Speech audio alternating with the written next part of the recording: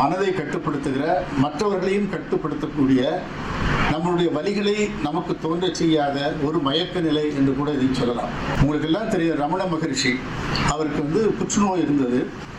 அவருக்கு ஒரு அறுவை சிகிச்சை நடக்கிற போது அவருக்கு அனஸ்தீசியா தர வேண்டும் என்று மருத்துவர் சொல்கிறார்கள். அவர் அனஸ்தீசியாவை மறுத்து விடுகிறார்.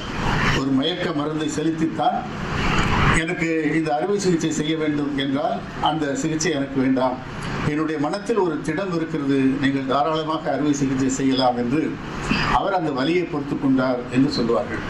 ஆகவே நம்மிடம் வலியை பொறுத்து கொள்ளுகிற ஒரு ஆற்றல் இருக்கிறது என்று பார்க்கிற போது செல்ஃப் ஹிப்னாட்டிசம் என்று சொல்வார்கள்.